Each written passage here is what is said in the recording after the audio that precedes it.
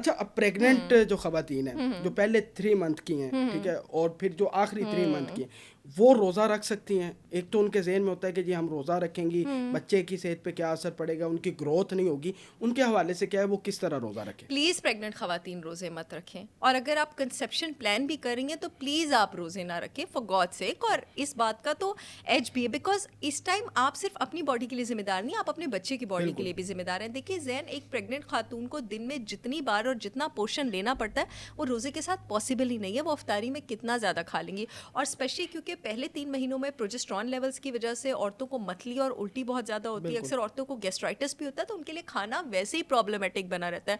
मेरे पास पेशेंट्स आती हैं और मैं उनको बहुत ज़्यादा काउंसिल करती हूँ, समझाती हूँ, क्योंकि रोज़े रख रही होती है प्रेगनेंसी में, पहले 3 महीने मतली और उल्टी की वजह से वैसे ही नॉजियस होने की वजह से कुछ खाया नहीं जा रहा होता, तो खाली अफ्तारी के टाइम पानी पी रही हैं, सहरी के टाइम मुश्किल से एक शामी खा रही हैं, तो सोचें कि आपके बच्चे को क्या मिल रहा होगा। खुदा के वास्ते प्रेग्नेंट खवातीन रोज़े ना रखें। अच्छा डॉक्टर साहब, जितने भी डायबिटीज़ पेशेंट हैं वो भी रोज़े रखना चाहते हैं, बहुत ज़्यादा मजहबी लोग भी हमारे, क्योंकि सारी सी बात है, एक इस्लामी जमहूरिया पाकिस्तान में हम रहते हैं, इस्लाम को फॉलो करते हैं, लेकिन वो मेडिसिन खाते हैं, उससे आपको पता है कि वो शुगर नीचे जाता है। शुगर नीचे चला जाता है, उसके बाद ना खाया जाए, इंसुलिन इतनी बन जाती है, तो वो क्या करें? वो रोज़े भी रखना चाहते हैं, उनके लिए बता दें वो जी, क्या? रोज़ा रखना फ़र्ज़ है, और डायबिटिक पेशेंट्स भी रख सकते हैं, लेकिन आपने अकेले नहीं रखना। अब जैसे फॉर एग्जांपल मेरे जितने भी क्लाइंट्स और पेशेंट्स हैं ना जैन, जिनको डायबिटीज़ है, सारे के सारों का मैं रमज़ान चार्ट बनाऊंगी, क्योंकि देखें ना, कोई अपने आपको ओरल हाइपोग्लाइसीमिक से मैनेज कर रहा होगा, कोई अब सिर्फ सुबह के टाइम लेता होगा ब्लड शुगर लो करने की दवाई, कोई दिन में 2 बार लेता होगा, कोई 3 बार लेता होगा। अव्वल तो मैं दवाइयाँ छुड़वा देती हूँ, लेकिन जब तक नहीं छुड़वा पाती हूँ, ठीक है, और कोई इंसुलिन लेता होगा। अब इंसुलिन भी डिफरेंट टाइप्स की होती है, एक शॉर्ट एक्टिंग होती है, एक रैपिड एक्टिंग होती है, एक इंटरमीडिएट ऐसे एक्टिंग ही। होती है, ठीक है, और उसके भी हर एक की यूनिट्स डिफरेंट होते हैं, टाइमिंग्स डिफरेंट होती हैं। तो कुछ केसेस डायबिटीज़ के आप कह लें कि 10 से 15% केसेस इनिशियली ऐसे होते हैं जो 3-4 महीने बिल्कुल रोज़ा नहीं रख सकते, जब तक वो नहीं आप पालतू नहीं कर देते हो उनकी इंसुलिन को। लेकिन बाकी मेजॉरिटी केसेस में मैं अपने पेशेंट्स को रखवाती हूँ, लेकिन वो अपनी सुपरविजन के बगैर नहीं। आपने खुद से नहीं रखना है, आपका मेन्यू डाइट चार्ट हर हफ्ते हर दिन चेंज होना चाहिए। फिर हर मंडे को मैं उनके ब्लड शुगर लेवल्स जो है उसको मॉनिटर करती हूँ कि इस हफ्ते का चार्ट क्या था, फिर हम आगे डिसाइड करते हैं क्या करना है और कैसे नहीं करना। तो ये स्टंट खुद नहीं मारना। जिनकी तोंद निकली हुई है, मैंने तो वैसे आज से रोटी, और आज से नहीं कुछ दिन पहले से रोटी और चावल छोड़ दिए, ठीक है, मैं नहीं खा रहा, गुड। ठीक है, और बिल्कुल सिर्फ स्टेक और साथ सब्जियां, वेरी नाइस। ठीक है, और इस तरह का कोई इंग्लिश खाना खा रहा हूँ। तो अब तोंद जिनकी निकली हुई है ना, वो क्या करें? हर बंदा परेशान है। डॉक्टर साहब, आपको जैसे मैंने पहले दिन से देखा है, अब दिन ब दिन खूबसूरत होती जा रही जी, है, बहुत शुक्रिया। दोबारा बता बहुत दें। शुक्रिया। हम सुन लेते हैं आपकी जी, जी, बातें, लेकिन जी, ना जी। पता नहीं कम वक्त हम इतने हैं कि हम फॉलो नहीं करते। देखिए जी, तोंद का मैंने पहले भी बताया था कि आपके पास डिफरेंट टाइप्स ऑफ तोंद होती हैं, ठीक है। अगर आपके पास फैटी लिवर वाली बेली है ना, वो जो ऐसे मर्द भी ऐसे लगते हैं जैसे प्रेग्नेंट हुए हैं, वो वाली मैंने एक बार पहले भी ये बात बोली थी, ठीक है। और औरतें भी ऐसे बेचारी ना ऐसे बिल्कुल गुब्बारे जैसा पेट फूला होता है आती हैं, तो रोज़े से बड़ी गनीमत ही नहीं है कोई आपके पास अगर आपने फैटी लिवर, क्योंकि फैटी लिवर वाली जो बेली है उसकी बुनियाद ही इंसुलिन रेजिस्टेंस पे होती है, आपको बुनियाद समझने की जरूरत है। अच्छा, अगर आपके पास स्ट्रेस वाली बेली भी है ना, वो जो मैंने बताया था थोड़ी सी लटकी होती है ऊपर से भी, बिल्कुल। लेकिन नीचे से भी पूरा एक गोगड़ निकला होता है। ऐसे ही। एड्रीनल बेली को कम करने के लिए भी इंटरमिटेंट फास्टिंग बहुत अच्छा पालतू करती है, क्योंकि इंसुलिन जो होता है वो आपके पास स्ट्रेस हार्मोन कॉर्टिसोल को डायरेक्टली प्रोपोर्शनल होता है, यानी अगर इंसुलिन नीचे जाएगा तो कॉर्टिसोल भी नीचे जाएगा।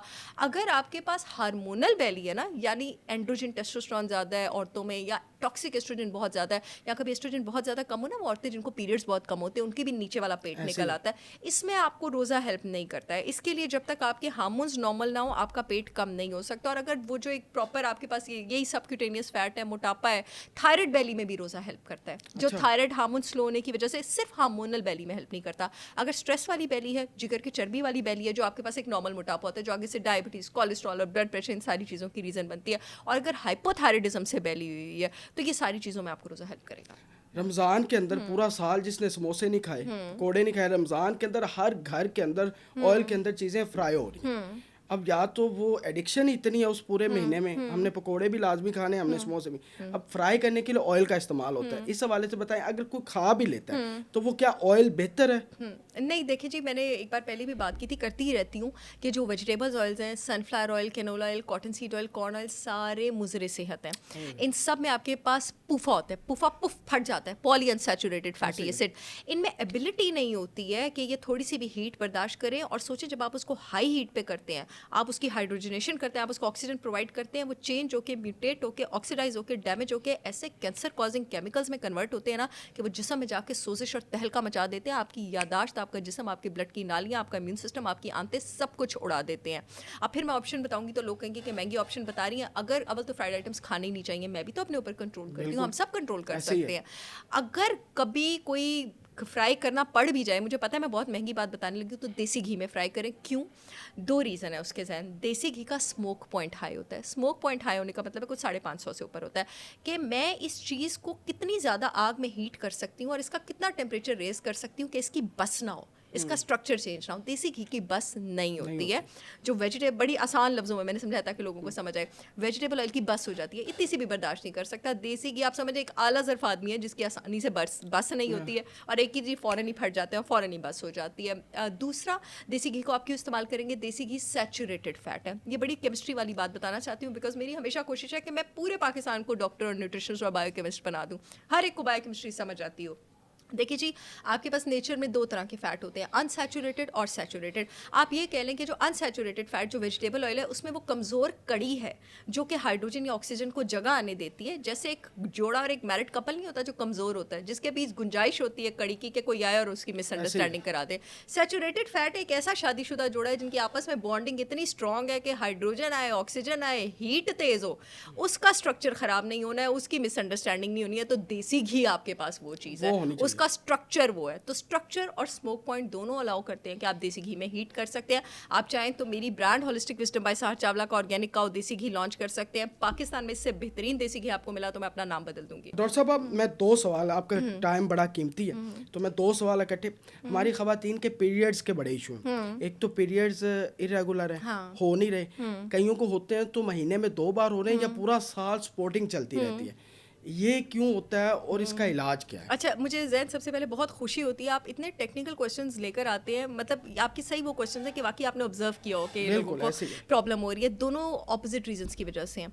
जो पीरियड्स की बार बार स्पॉटिंग होती है वो ईस्ट्रोजन टॉक्सिसिटी की वजह से होती है, और मैं इन केसेस को डील भी करती हूँ और बहुत सक्सेसफुली। हम 2 तरह के टॉक्सिन से एक्सपोज हैं। हमारे जिस्म को, औरत के जिस्म को जो एस्ट्रोजन चाहिए वो फाइटोएस्ट्रोजन है, गुड एस्ट्रोजन।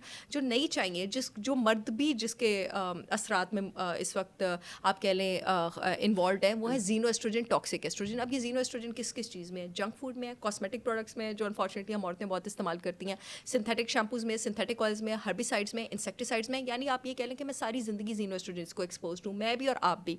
अब इन जीनो एस्ट्रोजन को किसने जिस्म से खारिज करके निकालना होता है? लिवर ने। आपका लिवर जितना अच्छा फंक्शन करेगा, आप इनको उतनी ही जल्दी जिस्म से बाहर खारिज करेंगे। जिसका लिवर कमज़ोर है उसके अंदर ये जीनो एस्ट्रोजन ज़्यादा बढ़ेगा। इसको कहते हैं एस्ट्रोजन टॉक्सिसिटी। और यहाँ से शुरू होती है महीने में 2-2, 3-3 बार पीरियड्स और स्पॉटिंग की शुरुआत।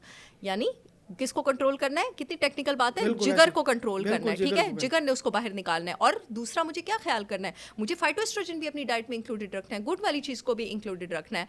अब क्या होता है आपको पता है, ये बात सिर्फ ज़्यादा ब्लीडिंग पे ख़त्म नहीं होती है। यहाँ से छाती में सिस्ट भी बनती है, यूट्रस में सिस्ट भी बनती है, यूट्रस की लाइनिंग भी थिक होती है, एंडोमेट्रियोसिस भी होता है, यहाँ तक कि ब्रेस्ट कैंसर की जो माचिस की तीली है ना, वो आपके पास यही एस्ट्रोजन टॉक्सिसिटी है। तो मैं अपने जिगर की हेल्थ कैसे ख़राब कर रही हूँ? मैं अपने जिगर की हेल्थ ख़राब करूँगी जंक फूड खा के, वेजिटेबल ऑयल लेके, शुगरी आइटम्स खा के, बेकरी आइटम्स खा के, ये सब करके मैं अपने जिगर की हेल्थ ख़राब रखूंगी। मेरे जिगर की, और फाइटोएस्ट्रोजेंस जब नहीं लूँगी। फाइटोएस्ट्रोजेंस किस चीज़ों में है? फाइटोएस्ट्रोजेंस हरी सब्जियों में है आपके पास, फाइटोएस्ट्रोजेंस आपके पास स्ट्रॉबेरीज में है, फाइटोएस्ट्रोजेंस आपके पास अनार में है, फाइटोएस्ट्रोजेंस और ओमेगा 3 फैटी एसिड्स आपके पास सीड्स में है, नट्स में, ऑयल्स में, फैटी फिश में है। जब मैं अच्छी ग़िज़ा नहीं खाऊंगी और मैं अपने इंसुलिन लेवल्स रेस करूंगी, मैं अपने लिवर का बेड़ा गर्क करूंगी, तो मैंने अपने आप को खुद पहुंचाया है 45-50 साल की उम्र तक।